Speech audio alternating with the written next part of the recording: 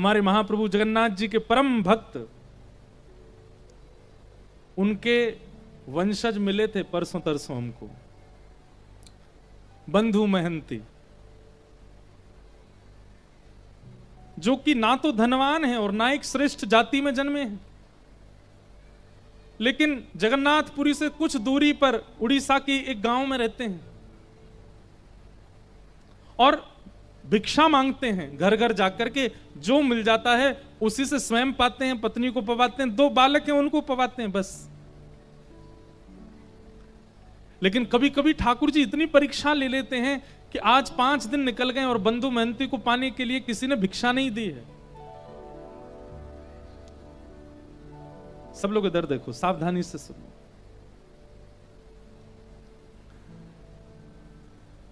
पत्नी व्याकुल है और पता क्या करते हैं, बंधु महंती का नियम है, भिक्षा लेकर के आते हैं घर घर से या बैठ जाते हैं रोड के किनारे, जो दे देता है उसको ला करके पत्नी बच्चे और स्वयं पा लेते हैं और पवाने के पीछे शर्त रखते हैं, क्या?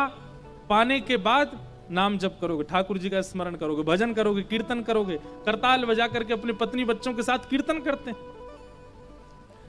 5 दिन हो गए, अन्न नहीं पाया तो पत्नी बोली, अब तो अन्न मिला नहीं तो फिर कीर्तन भी नहीं होगा। अन्न मिलेगा तो कीर्तन होगा ना, कुछ खाने को मिलेगा, पेट में जाएगा तभी तो स्वर निकलेगा, तभी तो ताल बजेगी, तभी तो नृत्य होगा, कीर्तन रुक जाएगा। अब बंधु महंती को इस बात की चिंता नहीं है कि अन्न नहीं मिल रहा है, उसको इस बात की चिंता कीर्तन नहीं करेगी। सब जगह जाते हैं, चरणों में गिर गिर करके कहते हैं कि मुझे कुछ दे दीजिए, कुछ घर में बनेगा, ठाकुर जी को निवेदित करेंगे तो फिर कीर्तन नहीं रुकेगा। लेकिन आज ठाकुर जी ने ऐसी परीक्षा ली बंधु महंती जी की कि सप्ताह निकल गया और किसी ने कुछ नहीं दिया। बंधु महंती सोचते हैं क्या करूं, कीर्तन नहीं होता है, बच्चे भूखे रोते हैं, पत्नी कहती है कि अन्न मिले तो कीर्तन हो। रात में मन बनाते हैं, पत्नी को उठाते हैं, बोलते हैं सुनो, मैंने तुम्हें आज तक बताया नहीं, मेरे एक मित्र हैं। अच्छा, बहुत धनवान हैं, बड़े सुंदर हैं, खूब सारे जेवर पहन के घूमते हैं और लाखों करोड़ों लोग उनके चरणों में प्रणाम करते हैं। अच्छा, तुम्हारे मित्र हैं? बोले हाँ मेरे मित्र हैं, मुझे अपना सखा मानते हैं वो। क्या नाम है उनका? बोले मेरा और उनका एक जैसे ही नाम है, मेरा बंधु महंती नाम है, उनका दीन बंधु नाम है, उनका नाम दीन बंधु, हम दोनों मित्र हैं एक दूसरे के।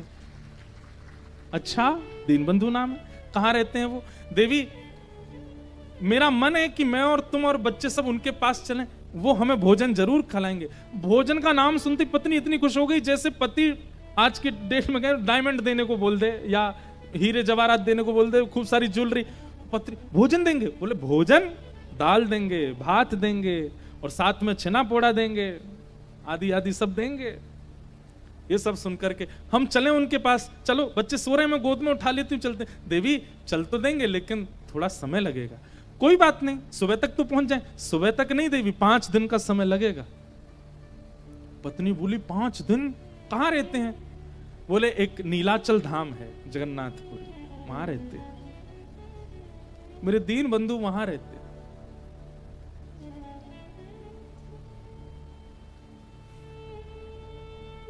पत्नी से झूठ बोला है, मेरे मित्र हैं। कोई बात नहीं, हम सह लेंगे, लेकिन भोजन तो मिलेगा ना वहां पर? हाँ मिलेगा ना, मेरे मित्र हैं। भोजन की बात करती है, वो वस्त्र भी देंगे, अन्न भी देंगे, रहने को घर भी देंगे, चल। और अपनी पत्नी को लेकर के जा रहे हैं और रास्ते भर जगन्नाथ जी से प्रार्थना करते जा रहे हैं, हे महाप्रभु मुझे कुछ नहीं चाहिए, तो मेरी लाज बचाना। मैंने इसको बोला है कि आप मेरे मित्र हो, कहीं आप मित्र बनकर के नहीं मिले तो इसके मन में अविश्वास हो जाएगा, और इसके मन में अगर अविश्वास हुआ नाथ तो मैं क्या करूंगा। अब इसी बहाने से अपनी पत्नी बच्चों से कीर्तन कराते हैं। अब तो 3 ही दिन में पहुंच जाएंगे, कीर्तन करो। कीर्तन करते हैं, जबरदस्ती करवाते हैं, लेकिन ये भी बंधुओं एक प्रकार से भगवत भाव है कि आप स्वयं तो भगवत भजन करते हैं पर अपने मित्रों से और संबंधियों से भी भगवत भजन कराते हो, ये भी एक कृपा है।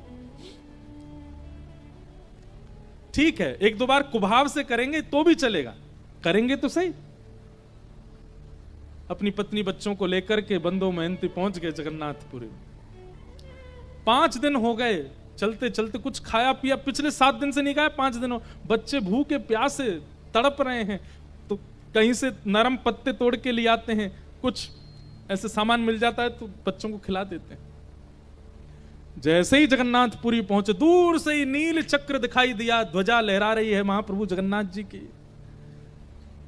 देख करके अपनी पत्नी पूछे, देखो वो जो ध्वजा दिख रही है ना, बोले हाँ, उसी के नीचे ही मेरे मित्र बैठते हैं, वो उनके घर की ध्वजा है। बस हम तो, बच्चे तो नाचने लगे, कूदने लगे, पत्नी भी आनंदित हो गई। लेकिन महाप्रभु जगन्नाथ जी का आज तक केवल कथाओं में श्रवण किया था, पहली बार देखने जा रहे हैं बंधो मेहनती, ध्वजा देख करके ही मूर्छित हो गए। पत्नी ने बड़ी मुश्किल से होश में लाए। अब तो ज्यों ज्यों मंदिर पास आ रहा है त्यों त्यों नृत्य कर रहे हैं, और बार बार नृत्य करते करते घबरा जाते हैं, और घबरा कर कहते हैं, महाप्रभु जी आप याद है ना, मैंने मित्र बताया है आपको, किसी और को नहीं दिखाना है, मुझे कोई प्रचार नहीं करवाना, कि आप मेरी पत्नी को बस दिख जाना कि आप मेरे मित्र हो, और दिखना भी नहीं, मैं उसको बोल दूंगा आप बहुत व्यस्त रहे, तो बस भोजन प्रसाद पवा देना, इतना करवा देना, बस और कुछ नहीं चाहिए। महाप्रभु जी के मंदिर पहुंचे, जाने कितनी बार ठाकुर जी की स्मृति में बेहोश हो गए। जगन्नाथ जी के मंदिर में प्रवेश किया, महाप्रभु जी के सामने जैसे ही पहुंचे, आहा, जगन्नाथ स्वामी नयन पथगामी भव तुम्हें, महाप्रभु जी के जब विशाल नेत्रों का दर्शन और ये आजानुलंबित भुजाओं का दर्शन किया, बंधो मेहनती नाचने लगे, दौड़ने लगे भीतर की ओर, मानो जैसे महाप्रभु जी बुला रहे हो। देख, मैंने कही थी ना मेरे मित्र हैं, मुझे देखती देख भुजा खड़ी कर ली इन्होंने, कह रहे आजा गले मिल ले। हाँ भुजा तो जाओ मिल लो, अभी नहीं ना, अभी वस्त्र नहीं धुले मेरे, अच्छे स्वस्थ वस्त्र पहनूंगा, ना धो के तैयार तब जाऊंगा भीतर। एक लाज तो बचा ली ठाकुर जी, अब दूसरी कुछ प्रसाद पवा देना। ऐसे बंधो मेहनती रात भर बैठे रहे मंदिर के द्वार पर, किसी ने भोजन नहीं पूछा। पत्नी बोली, आप तो कह रहे थे कि आपके मित्र भोजन पवाएंगे, दाल भात और जाने क्या क्या आप हमको प्रलोभन दे रहे थे। अरे तू देखा नहीं कितनी भीड़ थी अंदर, कितने लोग बैठे थे वहां पर, अभी सबसे मिल रहे हैं, वो सुबह तक हो जाएंगे, कराएंगे ना हमको। वहीं बैठ करके चिंतन करते जा रहे हैं महाप्रभु जी, कीर्तन करो कीर्तन करो, और तुम पे तो घूम फिर के कीर्तन आता है, अब तो हम कीर्तन तभी करेंगे जब महाप्रसाद मिलेगा। अर्धरात्रि का समय सब चले गए, और बंधु मेहनती केवल हाथ जोड़ करके रुदन करते हुए ठाकुर जी से प्रार्थना कर रहे, नाथ लाज बचा। और तभी महाप्रभु जगन्नाथ जी एक ब्राह्मण का रूप धारण करके आए, अपनी सुंदर थाल में महाप्रसाद स्वयं गए रसोई में ठाकुर जी, और जो महाप्रसाद रखा था जगह जगह से हंडियां उतार करके अपने हाथों से ही महाप्रसाद धर रहे हैं, अपने हाथ से ही दाल ला रहे हैं, और फिर ढूंढ रहे हैं कौन कौन सी सामग्री कहां धरी है। सब जगह से, जैसे कोई थाल, माता थाल लगाती है बालक के लिए, उसको ये अच्छा लगता है ये भी पवा देते हैं, ये अच्छा लगता है ये भी तो महाप्रभु जी देख रहे हैं मेरे को भोग में क्या क्या अच्छा लगता है, वो सब सामग्री ढूंढ ढूंढ के निकाल रहे हैं। कटहल की सब्जी धरो, महाप्रसाद धरो, खिचड़ी धरो, इसमें दाल धरो, ये धरो, सब पूरा थाल अपने हाथों से सजा रहे हैं। सुभद्रा जी बलभद्र जी देख करके कितने प्रसन्न हो रहे हैं, वाह आज महाप्रभु, पूरी दुनिया इनकी थाल लगाती है लेकिन आज खुद थाल लगा के लेके जा रहे हैं। ठाकुर जी को अपनी थाली लगानी नहीं आती, उनको क्या चुपचाप से बैठे रहते हैं, लाडले लाल हैं, दूसरे लगा लगा के देते हैं, पर आज बंधु मेहनती की थाल खुद लगा रहे हैं। और थाल के ऊपर वस्त्र रख करके अपने कंधा पे, विशाल थाल है, कंधा पर रख करके ठाकुर जी बाहर आए, और बाहर आकर, अरे कोई बंधु मेहनती नाम का आया है क्या? बंधु मेहनती तो नाम सुनकर के, मेरा नाम किसको पता भाई? मन में सोचा, पत्नी तो सो गई है, मन में सोचा कोई और होगा बंधु मेहनती मेरे जैसा, लेकिन देखा कोई और है भी नहीं, अकेला मैं ही बैठा हूं। ठाकुर जी बड़ी अपनी भौं चढ़ा करके, और जैसे कोई बिना भाव दिए बात करता ना, ऐसी बात कर रहे हैं, ए भाई कौन हो तुम, कहां से आ गए हो, ये फटे पुराने लत्ते पहन, यहां बाहर निकलो, यहां से चले जाएंगे भगवान, पर हम ही बंधु मेहनती हैं। तुम बंधु मेहनती हो? बोले हाँ। अच्छा, अपना और परिचय बताओ। बोले और तो क्या परिचय है? परिचय यही है कि मेरे पास ना तो घर है, ना व्यापार है, ना संपत्ति है, ना धन है, कुछ भी नहीं है, ठाकुर जी को अपना मित्र मानता हूं बस। अरे यही परिचय तो पूछ रहे थे। महाप्रभु जगन्नाथ जी आए थे स्वप्न में, और स्वयं भगवान ही कह रहे हैं, बोले प्रभु महाप्रभु जगन्नाथ जी आए थे स्वप्न में, स्वप्न में आके बोले मेरा मित्र बंधु मेहनती।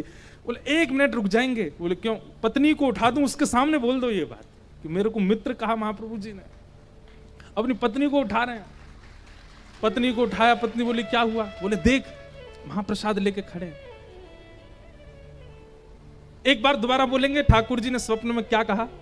बोले ठाकुर जी स्वप्न में आके बोले हमारा मित्र बंधु मेहनती बैठा है बाहर, उसको महाप्रसाद देख के आओ। सुन करके अब महाप्रसाद देख करके तो बच्चे पत्नी खुश हुए, लेकिन बंधु मेहनती तो ये शब्द सुनकर के ही प्रसन्न हो गया कि ठाकुर जी ने मित्र मान लिया। वहीं रोने लगा, ब्राह्मण के चरण पकड़ लिए, बोले सुनिए मेरी तो योग्यता नहीं मैं उनको जाकर के प्रणाम करूं, आपने मेरी लाज बचा ली, पत्नी मेरी तरफ से दंडवत कर देना, एक बार हृदय से लगा लेना। बोले कि समय मिलेगा जगन्नाथ जी खुद ही बुला लेंगे तुमको भीतर, महाप्रसाद पाओ। और सुनो ये थाल बहुत महंगा थाल है, इसको व्यवस्थित ऊपर पहुंचवा देना मंदिर में। जी जी हम पहुंचवा देंगे। अब महाप्रसाद आया, बच्चों ने पेट भर के पाया, पत्नी ने पाया, बंधु मेहनती ने पाया। बंधु मेहनती को भूख थोड़ी ही थी, वो तो भूख मर गई ठाकुर जी की बात सुन करके। रात में बर्तन धो करके विशाल थाल, उसमें रत्न जड़े थे, इतना महंगा थाल। अब वो तो पूरे घूम आए मंदिर के आसपास, कोई मिला नहीं। बोले थाल किसको दूं मैं? ठाकुर जी की लीला, ना द्वार पर कोई है, ना कहीं कोई स्थान है रखने का। और मन में सोच रहे मैं कहीं भी रख के चला जाऊं तो कोई ले गया तो, अपने पास छुपा करके थाल को धर लिया। सुबह होगी, द्वार खुलेंगे तो भीतर दे दूंगा पुजारी जी को। प्रातः काल होते ही महाराज मंदिर में हड़कंप मच गया। ठाकुर जी का थाल चोरी हो गया, ठाकुर जी का थाल चोरी हो गया। रसोई घर से दूसरी आवाज आने लगी। बोले क्यों? हंडियां फूटी पड़ी हैं, चावल बिखरे पड़े हैं, पता नहीं कौन भीतर घुसा था, सारी सामग्रियां फैला दी हैं। ठाकुर जी हैं, व्यवस्थित थोड़ी रहते हैं, यूं यूं उठा दिए होंगे सब सामान, गिर दी होंगी हंडी। हल्ला मचा, ढूंढने लगे, इतने में बंधु मेहनती के नेत्र खुले, अपनी थाल लेकर के मंदिर में ही पहुंच गए। और जैसे इनके हाथ में थाल देखी तो शरीर की अवस्था, वस्त्रों की अवस्था से लगता ही नहीं है कि इसके पास थाल, चोर ही मालूम पड़ रहा था। बिना पूछे बिना जाने ही मारपीट शुरू कर दी। और जैसी मारपीट होनी शुरू हुई, बंधु मेहनती तो वाह जगन्नाथ, जय हो जगन्नाथ, आहा जगन्नाथ, रात में तो छेना पोड़ा खिला रहे थे, रात में तो रसगुल्ला खिला, सुबह लात घुसा पड़वा रहे हो, वाह जगन्नाथ तेरी लीला बड़ी अद्भुत है। पत्नी आकर इनको मत मारिए, ये जगन्नाथ जी के मित्र। बोले अच्छा जगन्नाथ जी का मित्र, इसको बताते हम। अरे रात में जगन्नाथ जी ही दे करके गए। हाँ जगन्नाथ जी पे और तो कोई काम ही नहीं, इसको देने जाएंगे, इस पर पहनने के लिए वस्त्र तो अच्छे नहीं है, महाप्रभु जगन्नाथ इसको महाप्रसाद पवाएंगे।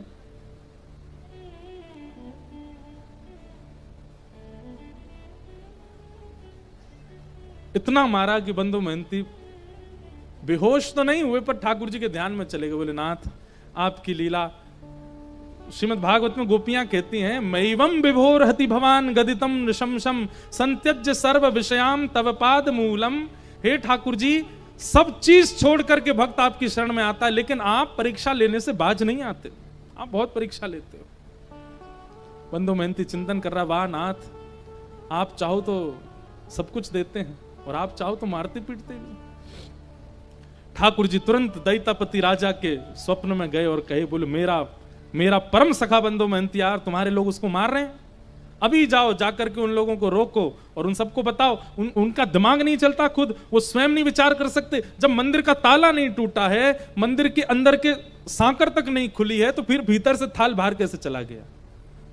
अरे मानव को ताला तोड़ना पड़ेगा, सांकर खोलनी पड़ेगी, तभी वो किसी सामग्री को चुरा सकता है। पर मेरे लिए कोई द्वार नहीं होता, कोई ताला नहीं, मैं जहां चाहूं जा सकता हूं। बता दो, थाल वो नहीं लेके आया, मैं दे के आया, मेरा मित्र बंधु मेहनती आया। राजा ने आकर के सबको रोका। बोले क्यों मार रहे हो? इन्होंने बोले थाल चुराया, ताला खुला हुआ मिला था क्या? बोले नहीं। बोले रसोई घर में सब सामग्री फैली थी। बोले रसोई के ताले खुले हुए? तो बोले नहीं। बोले भाई जब ताले ही टूटे नहीं तो फिर ये सामग्री बाहर कैसे आई? विचार किया तुमने? बोले स्वयं जगन्नाथ जी देख करके गए, जगन्नाथ जी की आज्ञा बता करके क्षमा मांगी और महाप्रभु जगन्नाथ जी ने आज्ञा कर दी। बोले आज से हमारे मंदिर में सब जो भी कुछ धन राशि आती है, जो भी, वो सब सेवा बंधु मेहनती को प्रदान करो, इनको हमारे मंदिर की सेवा दे दो। आज तक महाप्रभु जगन्नाथ जी के मंदिर की सेवा उन्हीं के वंशज करते आ रहे हैं। परसों तरसों हमें मिले थे, कोई उनके वंश के ही आए थे भुवनेश्वर से, मिलके गए। कैसे कृपालु है नाथ। परीक्षाएं तो बहुत लेते हैं, लेकिन अपने उत्कंठा को डगमगाने मत देना। बस जीवन में पड़ाव बहुत आएंगे, भक्ति मार्ग में रुकावटें बहुत आएंगी, विचलनता बहुत ज्यादा आवेगी, लोगों के द्वारा बहुत कुछ सुनना पड़ेगा, पर आप अपनी मिलन की जो वो भावना है उसको खत्म मत होने दो, वो यथावत रहने दीजिएगा। ध्रुव जी महाराज को 5 महीने में ठाकुर जी मिल गए और ठाकुर जी ने मिलकर के ध्रुव जी की स्तुति श्रवण करी। ध्रुव जी महाराज ने भगवान की पावन स्तुति गा करके चरणों में प्रणाम करके कहा, भगवान भक्ति मुहु प्रवहताम त्वयि में प्रसंगो भूयादनंत महताम अमलाशयानाम ये नांजसोल्वणुमुरु व्यसनम भवाब्धिम निश्चय भवत गुण कथामृत पानमत्त। हे नाथ, मुझे आपकी कथा का व्यसन हो जाए, कृपा करके ऐसा अनुग्रह कर दो। भगवान ने ध्रुव के ऊपर कृपा की। 36,000 वर्ष तक ध्रुव जी ने पृथ्वी पर राज्य किया। तत्पश्चात ध्रुव जी महाराज श्री भगवत धाम को प्रस्थान किए और भगवान ने उनको एक नवीन लोक बना करके दिया जिसका नाम ही है ध्रुव लोक। वहीं पर श्री ध्रुव जी महाराज नित्य बैठ करके भगवान का आराधन और दर्शन करते हैं। बोलो भक्तवत्सल भगवान की जय। ध्रुव जी के वंश में राजा अंग, इनके बेटा बैन, बैन के ही यहाँ भगवान पृथु हुए और पृथु महाराज ने 10,000 कान मांगने का वरदान मांगा। ऐसे सब क्रम सुनाए गए।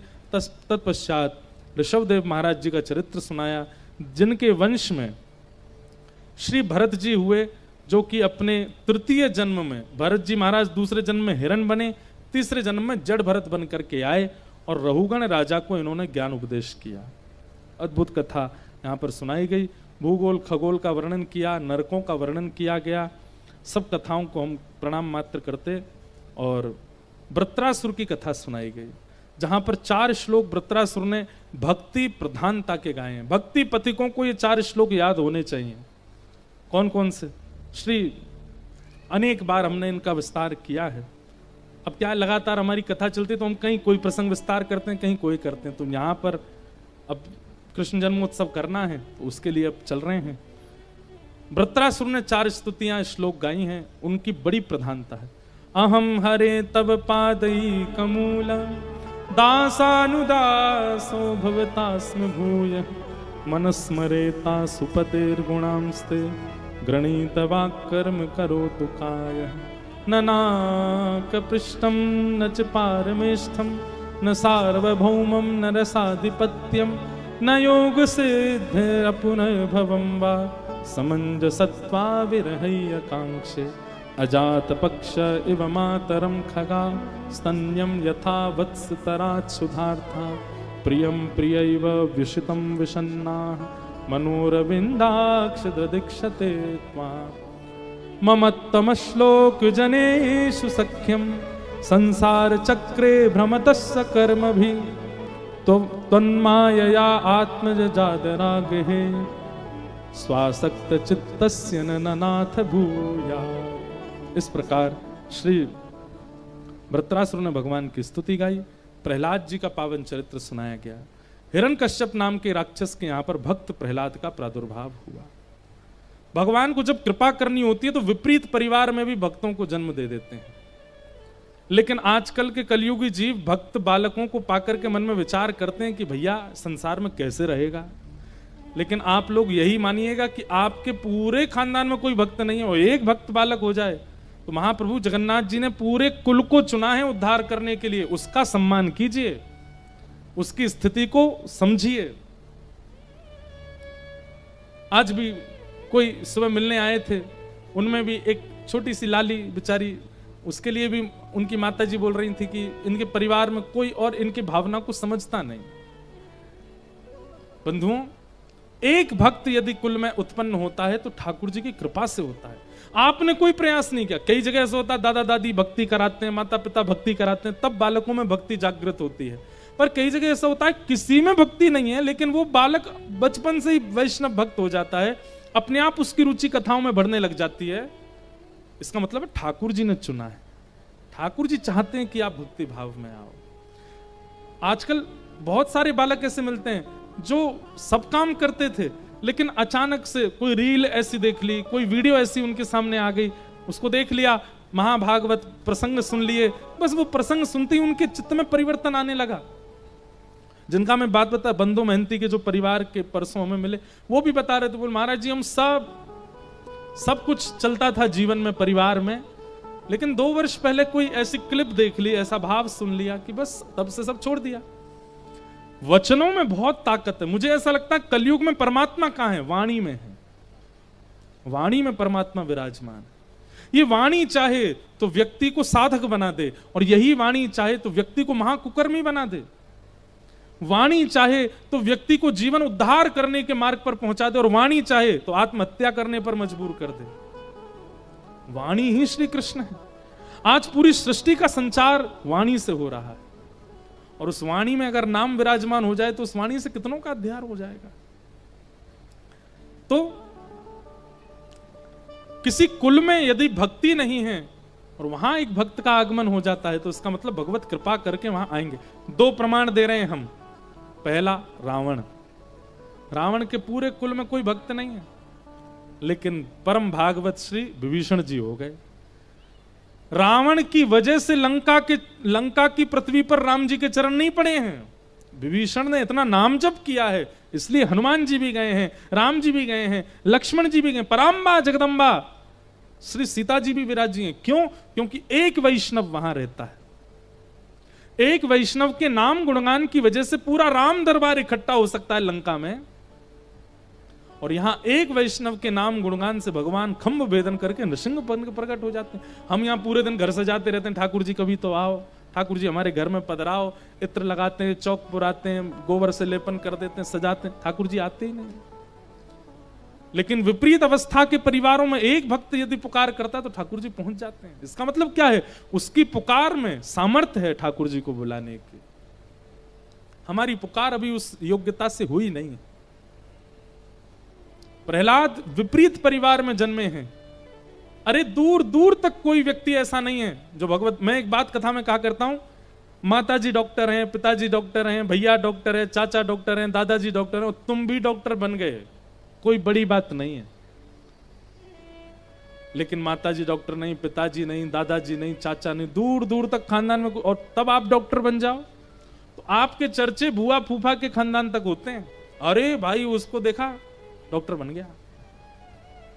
जहां सभी डॉक्टर होते हैं वहां आप भी बन जाओ तो पता नहीं तुम भी डॉक्टर ही होंगे, सब डॉक्टर, हाँ हम भी डॉक्टर। वहां तो ऐसे जैसे मानो भंडारे में डॉक्टर बन गए हम, ऐसा लगता है। ठीक वैसे ही भैया दादी भी भक्त हैं, दादा भी भक्त हैं, पिताजी भी भक्त हैं, मैया भी, आप भी भक्त बन गए। उसमें इतनी पूछ वाली बात नहीं है। लेकिन सब विपरीत हैं और तब आप भक्त हो। उस समय महाप्रभु जगन्नाथ जी को स्मरण किया करो, ये आपकी कृपा है। आप चाहते हैं कि मैं नाम गाऊं इसलिए गा रहा हूं। इसलिए विपरीत अवस्था में जब कोई वैष्णव भक्त बालक होता है उस पर भगवत कृपा है। श्री प्रहलाद जी महाराज हिरण्यकश्यप के यहां पर जन्मे। पिता के पूछने पर नवदा भक्ति का प्रवचन सुनाया तो पिता को क्रोध आ गया। किसने सिखाया तुझे? गुरुकुल में तो पढ़ाते नहीं। गुरुकुल के गुरुजी ने कहा कि ये तो गर्व से ही सीख के आया है, हमने कुछ नहीं सिखाया इसको। आज क्रोध में भर करके प्रहलाद को पकड़ लिया हिरण्यकश्यप ने। अनेक प्रयास किए लेकिन नहीं मार पाए। तब अंत में कहा, बोले पहले तेरा हरि मरेगा फिर तू मरेगा, बता तेरा हरि कहां है? प्रहलाद जी महाराज बोले पिताजी कहां नहीं है, सब जगह, कण कण में उनका निवास है। खंबायु अग्निम सलिलम महिम च ज्योतिम से सत्वानि दिशो द्रुमादीन सरित समुद्रांश हरे शरीरम यत्किंच भूतम प्रणमेत अनन्यम। यदि आप लोग जगन्नाथपुरी जाते हैं तो हमारी कई एक बात मानिएगा, महाप्रभु जगन्नाथ जी का दर्शन करो, विमला देवी का दर्शन करो, गोपीनाथ जी का दर्शन करो, लक्ष्मी मैया का दर्शन करो, और महाप्रभु जी के मंदिर के ठीक पीछे जहां एकादशी जी हैं वहीं ऊपर नृसिंह भगवान भी हैं, उनका भी दर्शन किया करो दक्षिण द्वार के पास में। जगन्नाथ जी के दर्शन का इतना प्रभाव है। वो क्रूर रूप में क्यों रहते हैं, ऐसे विशाल विकराल रूप में क्यों रहते हैं? ताकि हमारे भीतर प्रकट हुए आर्त, हमारे भीतर प्रकट हुए जो कुभाव हैं उनका नाश कर सकें। एक क्रोधी का जीवन में होना आवश्यक है। क्षमा कीजिएगा, जिस व्यक्ति के ऊपर कोई शासन करने वाला नहीं होता ना, स्वच्छंद होता है, वो बहुत जल्दी बिगड़ जाता है। लेकिन जिस व्यक्ति के ऊपर एक शासन करने वाला होता है, एक व्यक्ति ऐसा है जो उसको रोकेगा भी, टोकेगा भी, डांटेगा भी, उसके भय के कारण कई बुरे कामों से वो बच जाता है। परिवार में अगर एक व्यक्ति भी बड़ा डांटने वाला नहीं है तो बच्चों की बिगड़ने की संभावना बहुत ज्यादा है।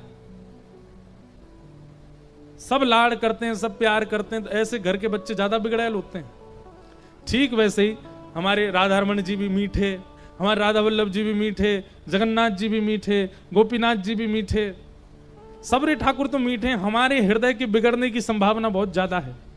इसलिए तब जाकर के नरसिंह भगवान का दर्शन किया करो। इनको देख करके तो हमारा मन सोच लेता है, ठाकुर जी एक बार पी लूं थोड़ी सी, आप तो परमात्मा हैं, आप तो बड़े प्यारे ठाकुर, मुझे क्षमा कर देंगे। एक बार थोड़ा सा कुछ खा लूं, एक बार मित्रों के साथ ऐसा कर लूं, क्या एक ही बार तो कर रहा हूं। लेकिन जब नृसिंह भगवान सामने आते हैं तब हमारा मन कहता नहीं भगवान नहीं करूंगा, आप जैसा कहेंगे वैसा। वो शासन के देवता हैं, हमारे मन को भयभीत कराते हैं। इसलिए नृसिंह भगवान का दर्शन जगन्नाथ किए हैं आप लोगों ने। दक्षिण द्वार जैसे बिल्कुल मंदिर में जगन्नाथ जी जहां उसके बिल्कुल पीछे ऊपर सीढ़ी चढ़ के जाओ तो वहां नृसिंह भगवान विराज रहे हैं, उनका दर्शन किया करो। उनका दर्शन मन की एकाग्रता के लिए और मन के कुभाव की तरफ ना भागने के लिए बहुत आवश्यक है।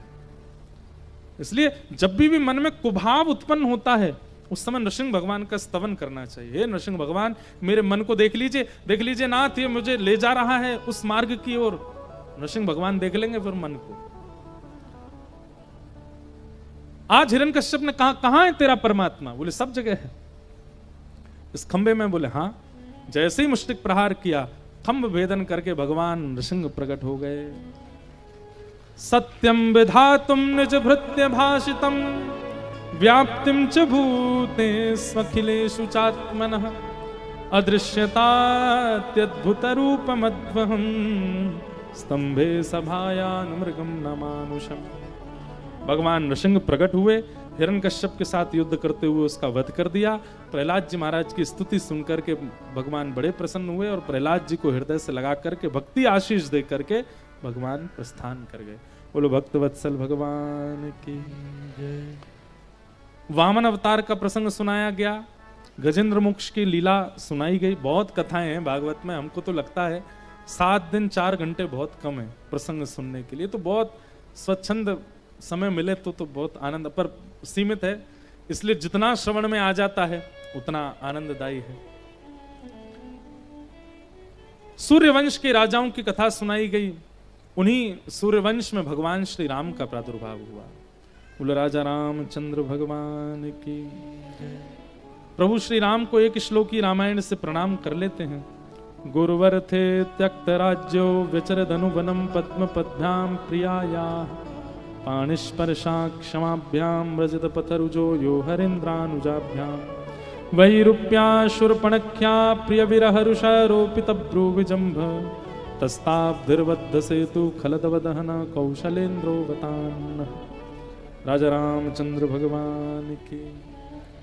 ऐसे प्रभु श्री राम के सुंदर प्रसंग सुनाए गए। और अब चंद्रवंश के राजाओं का प्रसंग सुनाते हुए भगवान श्री कृष्ण के प्रादुर्भाव की लीला सुनाई। चंद्रवंश में अनेक राजा हुए। सब राजाओं की कथा सुनाते हुए 10वें स्कंद में जैसे ही श्री शुकाचार्य जी प्रवेश करते हैं, 2 श्लोकों में संपूर्ण कृष्ण लीला सुनाकर के विश्राम कर देते हैं कथा। मथुरा में जन्म हुआ, गोकुल में लीला करी, वृंदावन में उत्सव मनाए, कालियानाग का वध करके भगवान स्वधाम को प्रस्थान, भगवान मथुरा आए, कंस वध करके महाभारत युद्ध कराया, द्वारिका में स्थापन किया, 16,108 बिहा आदि ये सब लीलाएं सुना करके भगवान स्वधाम चले गए। इस प्रकार से संपूर्ण कृष्ण लीला सुनाकर के जब श्री शुकाचार्य जी विश्राम लिए, परीक्षित ने चरणों में प्रणाम किया। बोले भगवान आपने क्या कर दिया? पूरी कृष्ण लीला आपने ऐसे झटपट सुना दी। बोले यही कृष्ण लीला है? बोले नहीं भगवान, मुझे ऐसे नहीं सुननी है। कथितो वंश विस्तारो भवता सोम सूर्यो राज्ञां चोभयवंशाना चरितम परमाद्भुतम। आप कृपा करके ठाकुर जी की पूरी लीला का विस्तार से वर्णन करो, मैं सुनना चाहता हूं। शुकाचार्य जी महाराज बोले, परीक्षित तुम 4 दिन से एक ही आसन पर बैठे हो, सोए नहीं हो, कुछ खाया नहीं है, पिया नहीं है, एक ही आसन में बैठे हो, थोड़ा विश्राम कर लो फिर सुना देंगे।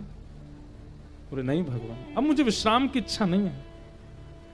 नई शाति दुस्सहा शुन्माम तत्योदम पिबाधते पिबंतम त्वन्मुखाम भोज च्युतम हरि कथामृतम।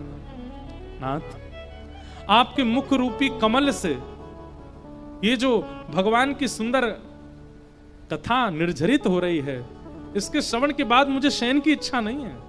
आप प्रार्थना करता हूं, कृपा करके मुझे विस्तार से कृष्ण लीला सुनाइए।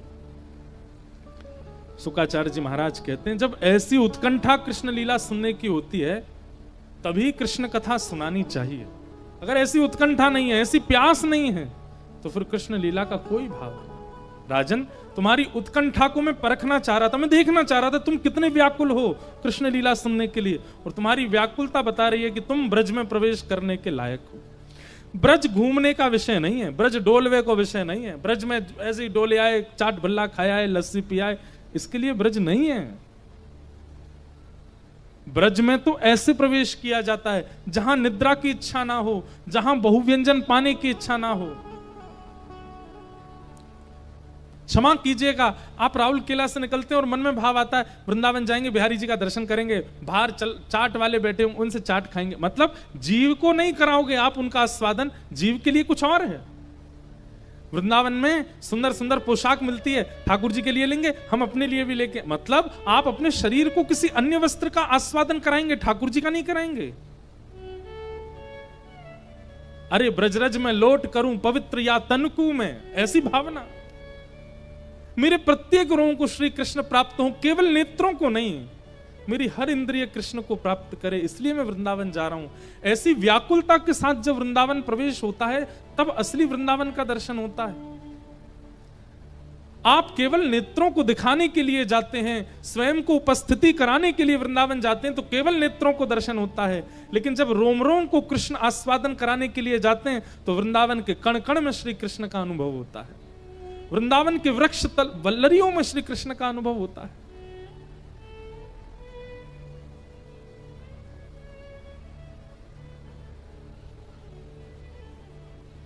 वृंदावन भाव सामान्य नहीं है। अरे यहां पर सुखदेव जी महाराज कथा नहीं सुना रहे परीक्षित को, 2 श्लोकों में पूरी कथा सुना के विश्राम कर दी। तब परीक्षित कहता है कि मुझे सोना नहीं है, मुझे खाना नहीं है, मुझे पीना नहीं है, मुझे केवल कृष्ण को सुनना है। जब ऐसी तब कहता, हाँ अब तुम ब्रज की लीला सुनोगे, क्योंकि तुम्हारी स्थिति मन की उस भाव में आ चुकी है कि तुम ब्रज में जाओ। यहां हम शरीर लेके पहुंच जाते हैं वृंदावन, जहां हमारी इंद्रियों का इच्छा ही नहीं है भगवत दर्शन की।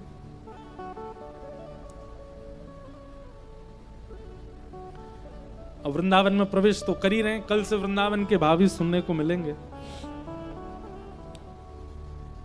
शुकाचार्य जी कहते हैं कि अब तुम योग्य हो गए हो, अब मैं तुम्हें ब्रज लीला सुनाता हूं। वसुदेव गृहे साक्षात भगवान पुरुष पर जनिष्यते तत्प्रियार्थम सभवन्तु सुरस्त्रिय। वसुदेव जी महाराज कि यहां पर मैं अवतार लूंगा, ऐसा भगवान ने आकाशवाणी करके बताया। वसुदेव के घर में साक्षात परमात्मा ही मैं कृष्ण बनकर के आ रहा हूं, सब देवी देवता सावधान हो जाओ, और पृथ्वी तुम चिंता मत करो, मैं आ रहा हूं। भगवान ने ऐसी आकाशवाणी कर दी। यहां पर वसुदेव जी महाराज का भी प्रादुर्भाव हो चुका है, धीरे धीरे वे बड़े हो गए। वसुदेव जी का विवाह कंस ने अपनी चचेरी बहन देवकी के साथ कराया। अपनी बहन को विदा करने के लिए स्वयं जा रहा था, तभी देवताओं ने आकाशवाणी करके कहा कि इन्हीं का अष्टम गर्भ तुम्हारा काल होगा। ये खबर पाते ही कंस को क्रोध आ गया, अपनी बहन को ही मारने के लिए तलवार उठा ली। वसुदेव जी ने चरण पकड़ लिए, इनको मत मारो, हमारी जितनी संतान होगी हम सब तुमको दे देंगे, इनको मत मारो। इस विश्वास पर कंस ने छोड़ दिया, 6 बालकों को कंस ने मार दिया और 7वें बालक के रूप में बलराम जी आए। बोलो बलराम जी महाराज की जय। बलराम जी दोनों माताओं के लाला हैं। ये रोहिणी नंदन भी हैं और देवकी नंदन भी हैं। ये कुछ महीने देवकी मैया के गर्भ में रहे और फिर कुछ महीना रोहिणी मैया के गर्भ में रहे, इसलिए इनका नाम शंकरषण भी है। श्री बलराम जी महाराज ने दोनों मैयाओं को सुख प्रदान किया। सब लोग इधर देखो।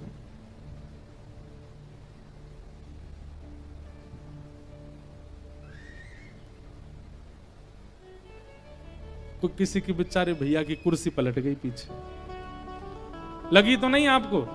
हाँ ठीक हो, बोले बढ़िया, जगन्नाथ जी मंगल करेंगे सब। यही पिक्चर देखते देखते गिर जाते तो जरूर लगती। कथा में बैठे हुए इसलिए कुछ नहीं होगा, सब बढ़िया मंगल में है यहाँ तो। वाह। तो बलराम जी का प्रादुर्भाव हुआ, कुछ महीने मां देवकी के गर्भ में रहे, लेकिन भगवान को चिंता हो गई। ठाकुर जी बोले भैया अगर बलराम जी हमसे पहले पहुंच गए पृथ्वी पर और मथुरा में इनका जन्म हो गया तो ये हमसे पहले ही कंस को मार देंगे, और कंस की मृत्यु तो हमारे हाथों है। इसलिए योग माया को आज्ञा देकर के कहा कि आप इनको रोहिणी मैया के गर्भ में पहुंचा दो, क्योंकि पहले तो ये छोटे भैया बन के आए थे, हमारे लक्ष्मण जी बन के आए थे, तब तो ये हमारी आज्ञा मानते, अब तो ये बड़े भैया बन के आए हैं, अभी हमारी बिल्कुल नहीं। और इसके पीछे भी कारण है। 14 वर्ष तक लक्ष्मण जी सोए नहीं वनवास के समय। तो राम जी ने जब वापस आ गए वनवास से तो एक दिन बोले ये 14 वर्ष तक इन्होंने हमारी बड़ी सेवा की है लक्ष्मण जी ने। तो एक दिन राम जी गए लक्ष्मण जी को लेकर वन में और सरजू जी के तट पर बैठ गए और लक्ष्मण इधर आओ, यहां पर सिर रखो अपना। अब बड़े भैया हैं, आज्ञा मानते हैं। वो भैया आप क्या करेंगे? बोले सुलाएंगे हम तुमको, हम तुम्हारी सेवा करेंगे, लेटो। लक्ष्मण जी बोले अच्छा नहीं, आप मेरे स्वामी, आप मेरी। बोले चुपचाप बड़े भैया हम तुम्हारी बात मानो। लक्ष्मण जी लेट गए। अब राम जी उनका कभी सिर सहलाते हैं, कभी हाथ दबाते हैं, कभी हथेली दबाते हैं, और हथेली दबाते दबाते राम जी ने नीचे किसके यहाँ थोड़ी जंघा दबाने लगे, घुटने दबाने लगे। लक्ष्मण जी उठ के बैठ जाए, भैया ऐसे मत करो, चुपचाप लेटे रहो, हम बड़े भैया है ना तुम्हारे। लक्ष्मण जी बोले बड़े भैया की बड़ी धौंस चल रही है आपकी, रुक जाओ, द्वापर आने दो, मैं बन के आऊंगा बड़ा, फिर बताऊंगा आपको। तो ठाकुर जी पहले से ही डरे हुए हैं कि अब की बार ये बड़े बन के आ रहे हैं, ये पूरा पूरा अधिकार, एक बार की सेवा का ये पूरे जन्म तक अधिकार निभाएंगे, और निभाया भी है। बलराम जी की लीला अद्भुत है। सब लोग इधर देखो, क्या बता रहा था? हाँ, तो बलराम जी से ठाकुर जी थोड़े डरते हैं, इसीलिए सुभद्रा जी बीच में खड़ी कर रखी हैं। कभी दोनों में लड़ाई हो जाए तो बीच में एक आ जाती है, नहीं लड़ो, अभी कुछ मत कहो। अद्भुत लीला है ठाकुर जी की। फिर कहते हैं कि बलराम जी का जब बड़े बन करके आए तो एक दिन ठाकुर जी गैया चराते, सोई बलराम जी पहुंच गए वन में। ठाकुर जी लाला, ठाकुर जी अरे दाऊ दादा यहाँ क्या कर रहे हो? कछुना लाला ऐसे ही आ गए हो, तू क्या कर रहे हो? कछुना गैया चरा रहा हूं। अच्छा लाला इतको आई हो? ठाकुर जी गए पास में, आ जा, गले में हाथ धर के ले गए, एक वृक्ष के नीचे बैठ गए, बोले लाला आ जा यहाँ पर, सिर धर ले। ठाकुर जी समझ गए, बोले कि अब ये सेवा करेंगे हमारी, और लेट गए। ठाकुर जी खूब हाथ दबाए, खूब चरण दबाए, खूब सिर दबाए और खूब मालिश करी महाराज ठाकुर जी की। ठाकुर दाऊ दादा है गए हो बस, अब मैं ठीक, चुपचाप बड़े भैया ना हमारी बात मान। बोले हमें सब पता है आप कब की कसर पूरी कर रहे हो। तो भले ही परमात्मा है श्री कृष्ण, लेकिन दाऊ दादा से डरते हैं कृष्ण रूप में भी। राम जी में तो सबसे बड़े बनकर के आए थे, लेकिन कृष्ण लीला में तो ठाकुर जी को पता है ना हमारा स्वभाव चंचल है, इसलिए जानबूझ करके बड़े बना करके भेजा कि एक ऊपर होना चाहिए नाटने भटकारने वाला, नहीं तो अपने चंचल स्वभाव से ना जाने हम क्या क्या कर देंगे। इसलिए बलराम जी उनकी बात मानते हैं ठाकुर जी। कभी अगर ठाकुर जी बहुत परेशान कर रहे हो ना, नहीं दर्शन दे रहे हो, नई भक्ति वर्धन कर रहे हो, नई नाम जप में लाभ हो रहा हो, नई कथा में रुचि बन रही हो, तो बलराम जी से कहो दाऊ दादा देख लो, समझा लो इनको, ये हमारे साथ ऐसे कर रहे हैं, हमारी भक्ति में वर्धन नहीं होता, हमारे भाव में वृद्धि नहीं हो रही है, हमारा प्रेम लेस होता जा रहा है। दाऊ दादा पकड़ेंगे फिर इनको, अरे लाला राहुल केला को एक छोरा मुझे शिकायत कर रहा हो, बाकी भक्ति नहीं बढ़ रही है। नहीं दाऊ दादा आप आज्ञा करेंगे तो बढ़ा देंगे हम। तो दाऊ दादा से कभी कभी शिकायत कर दिया करो ठाकुर जी की, पर वे वजह मत करना। जिसने बहुत भक्ति भाव रखा हो वही दाऊ दादा से कह सकते हैं कि आप ठाकुर जी को ने कहो ना थोड़ा प्रेम बढ़ावे चित्त में, ये कभी अनुभव करावे अपना। क्यों बड़े हैं, अग्रज हैं ठाकुर जी के, और ठाकुर जी का स्वरूप है वो नित्य प्रणाम करते हैं दाऊ दादा को, नित्य दंडवत करते हैं। बोलो बलराम जी महाराज की जय। सुभद्रा जी के बारे में भी एक दिन बताएंगे कथा में, दाऊ दादा के भी, क्यों तीनों विराज रहे ना, सबका भाव आना चाहिए कथा में। तो दाऊ दादा का जन्म हुआ कहां? गोकुल में रोहिणी मैया के गर्भ से। रोहिणी मैया ये वसुदेव जी की 7 पत्नियों में से एक पत्नी है। रोहिणी मैया के गर्भ से दाऊ दादा का जन्म हुआ। अब 8वां बालक होने वाला है। कंस ने यहां सैनिक बढ़ा दिए, डबल डबल ताले लगवा दिए। भादों का महीना, अष्टमी तिथि, मध्य रात्रि हुई है, बिल्कुल चंद्रमा मध्यस्थ हैं, गहरी निद्रा में सब लोग सोए हैं, पूरे विश्व के लोग गहरी निद्रा में सोए हैं। आकाश से मंदम मंदम जलधारा गिर रही है। जलधारा नहीं लग रही, ऐसा लग रहा मानो कोई इत्र के गुलाब जल के फुहार गिर रहे हो। इतनी सुगंधी आ रही है पृथ्वी में से, सबको इतना सुख का अनुभव हो रहा है, इतने आनंद में सब निमग्न हो चुके हैं, सब गहरी निद्रा में सोए हैं। और तभी कंस के कारागृह में मथुरा में भादों की अष्टमी की मध्य रात्रि को दिव्य तेज प्रकट हुआ और श्री देवकी मैया के गर्भ से साक्षात परमात्मा श्री कृष्ण का प्रादुर्भाव हुआ। बोल बाल कृष्ण लाल की, श्री जगन्नाथ महाप्रभु की, राधा रमन लाल की, प्यारे गिरधर लाल की जय जय श्री।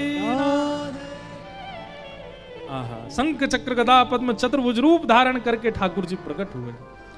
और शंख चक्र गदा पद्म धारण करके विशाल नहीं, छोटे से 1 दिन का बालक जितना बड़ा होता उतने ही बड़े हैं ठाकुर जी, लेकिन शंख चक्र आदि सब हाथ में लेकर के ठाकुर जी प्रकट हुए हैं। उनके रूप का वर्णन किया गया। कैसे लग रहे हैं ठाकुर जी? अद्भुत रूप धारण करके ठाकुर जी आए।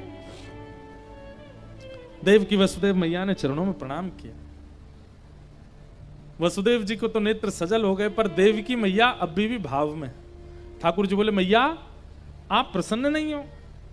देव की मैया बोली प्रसन्न तो बहुत हूं, पर आप जिस रूप में आए हो मुझे बिल्कुल भी ऐसा नहीं लग रहा कि मेरे गर्भ से बालक जन्मा है। अरे बालक जन्म लेता है तो बालक के प्रसव की पीड़ा, बालक का रोना, बालक का वो चंचल स्वभाव तुरंत मां के हृदय पर लग करके दुग्धपान, उससे मां को अनुभव होता है कि मैंने बालक को जन्म दिया। आप तो ऐसे बिल्कुल परमात्मा की तरह प्रकट हो गए हो। मैया हम इसलिए ऐसे बनकर के आए हैं, महाराज कंस जन्म लेते ही मारने आता बालकों को। बोले आपको कंस की चिंता है, मेरी चिंता नहीं है। देव की मैया की इस बात ने ठाकुर जी को थोड़ा भावुक कर दिया। बोले मैया ठीक है, तो हम छोटे बालक बन जाते हैं। और नन्हे से गोपाल जी बन गए, वस्त्र आदि उतार दिए, शंख चक्र गदा पद्म मंत्र ध्यान कर दिए, थोड़े थोड़े रोने लगे। तब देव की मैया ने अपने वक्ष पर लगा करके ठाकुर जी को पयोधर का पान कराया। भैया तानपुरा बदल लो। हाँ। वसुदेव जी को ठाकुर जी ने आज्ञा की पिताजी अब एक काम आपको करना है। बोले क्या? हमको ले जाकर के आप गोकुल छोड़े आइए और गोकुल में नंद यशोदा की एक लाली जन्मी है, वाकू ला करके महाराज कंस को दे दो। हम 11 वर्ष 56 दिन कुछ ब्रज में लीला करेंगे और लीला करके फिर आएंगे। 11 वर्ष की बात है, उसके बाद आकर के महाराज कंस को हम देख लेंगे और तब फिर पूरे जीवन आपके साथ रहेंगे। बस 11 वर्ष का और त्याग करना पड़ेगा आपको। देव की मैया बड़ी भावुक हो गई, जन्म लेते ही बालक दूर हो रहा है।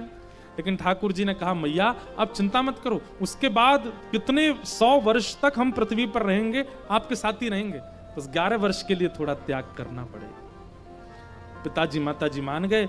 जैसे ही ठाकुर जी को गोद में लिया, हथकड़ियां खुल गई, बेड़ियां खुल गई, सारे दरबान सोए हैं, चट्ट चट्ट सारे ताले खुल गए। एक डलिया में लेकर के श्री वसुदेव जी महाराज ठाकुर जी को लेकर के गोकुल की ओर जा रहे हैं। आहा, मंदम मंदम जलधारा गिर रही है। यमुना जी के तट पर जैसे ही पहुंचे, यमुना जी ने मार्ग प्रदान कर दिया और ठाकुर जी को लेकर के श्री वसुदेव जी महाराज गोकुल पहुंचे। नंद रानी यशोदा मैया सोई हैं और यशोदा मैया के बगल में एक नेक्सी सी लाली सोई है।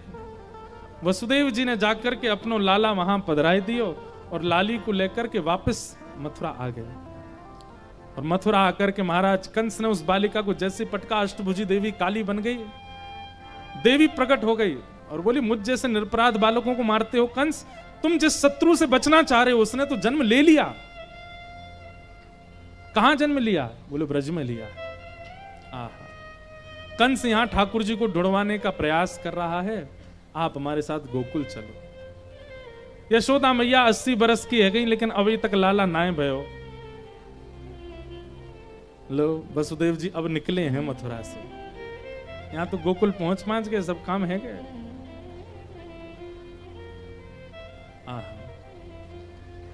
बोलो नंदा सुनंदा, ये दो ननद हैं, देखो कैसे माइक पे ही लद गए हैं पूरे। नंदा सुनंदा ये दो भुआ हैं ठाकुर जी की।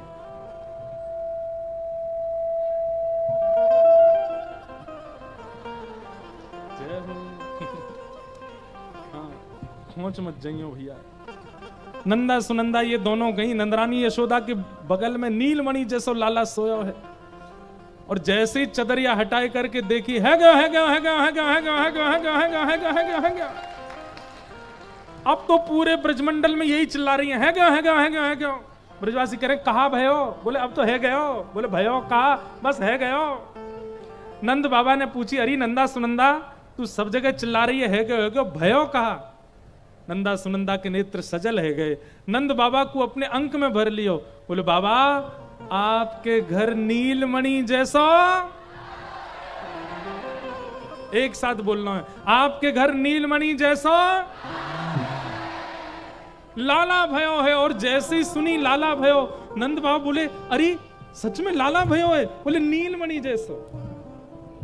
अरे रुक जा, जय जगन्नाथ, नीलमणि जैसा लाला भयो है। रुक जा, हाथ बांधो, अभी आप प्रकट हुए, अभी से हाथ पांव चलने हैं आपके हैं। नीलमणि जैसो लाला भयो है, पीलो चंदन लगायो, जमुना जी में कूद करके स्नान कियो और महाराज बढ़िया पीले पीले वस्त्र पहन करके नंद बाबा ने खूब सुंदर उत्सव मनायो। पूरे ब्रजमंडल में हवा की तरह बात फैल गई और जो सुन रहे हो वही कह रहे हो बधाई हो।